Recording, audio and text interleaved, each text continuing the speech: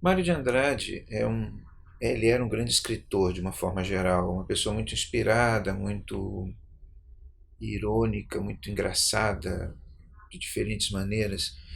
Mas ele tem um livro. Mas eu estava falando aqui outra vez, quando eu estava me referindo a Mário de Andrade, que Mário de Andrade é uma espécie de fundador daquilo que a gente pode entender uma intelectualidade brasileira contemporânea.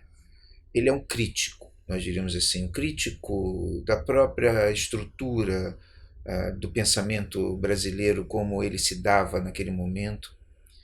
E ele cria uma ele insiste muito em criticar nas pessoas aquilo que as pessoas não são. Isso é uma coisa curiosa. Tem um livro dele muito importante na história da cultura brasileira que se chama Aspectos da Literatura Brasileira. É um livro que Mário de Andrade reuniu alguns estudos críticos que ele publicou em revistas da época, aonde ele, entre os diversos artigos notáveis que existem nesse livro, existem três. Um sobre Tristão de Ataíde, que era, naquela época, um escritor católico muito importante, muito relevante, escrevia em jornais e influente. Outro sobre Castro Alves e outro sobre Machado de Assis. Esses três artigos, não, há vários nesse livro, mas esse chama a atenção para esses três. Nesses três artigos, Mário de Andrade mostra muito a sua abordagem, a maneira como ele abordava as questões, né? A maneira como ele desconsiderava de alguma forma ou pretendia refundar o conhecimento sobre a sociedade brasileira. Ele não se considerava, ele não se via como um continuador de uma tradição intelectual anterior, né, mas como participante de uma nova tradição intelectual. E isso caracteriza muito o perfil da intelectualidade brasileira contemporânea, ou seja, a maneira como essa intelectualidade ela despreza a experiência, despreza o que foi construído anteriormente e se considera a iniciadora de uma nova realidade.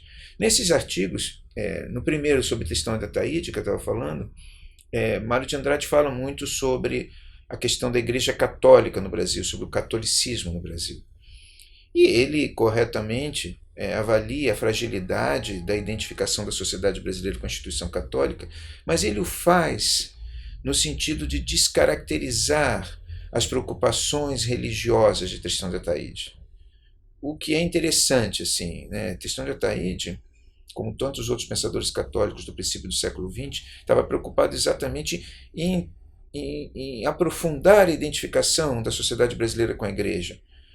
E ele, Mário de Andrade, diz que isso não existe, essa identificação. Mas ele não considera, Mário de Andrade, que exista algo além para a qual a sociedade brasileira possa se identificar do ponto de vista religioso e na perspectiva institucional. O seu artigo sobre Castro Alves também é muito interessante, né? É onde ele critica Castro Alves, fala da sua inconsistência, mas fala, por outro lado, que Castro Alves é grandioso exatamente na sua espiritualidade. E seu artigo sobre Machado de Assis é memorável, aonde ele critica Machado de Assis por não assumir aquilo que ele não quis assumir, ou seja, a sua origem africana, a sua origem escrava. E isso é, por fim, muito interessante, porque mostra bem o perfil do pensamento moderno no Brasil e da intelectualidade contemporânea, que é a de cobrar no passado atitudes que no passado não foram tomadas porque não se quiseram tomar.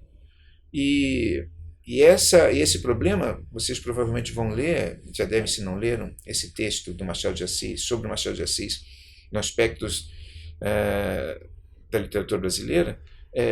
Isso aí é muito interessante porque mostra um certo desprezo ou uma certa incompreensão da intimidade de Machado de Assis e da forma como Machado de Assis lidava com a sua vida e como ele superava os seus problemas. Então, essa maneira de se considerar, Mário de Andrade, o certo apenas aquilo que você acha certo, e não entender como certo aquilo que as outras pessoas acharam certas porque não concordam com a sua visão de certeza, um aspecto interessante do próprio Mário de Andrade, que marca, né, a intelectualidade posterior.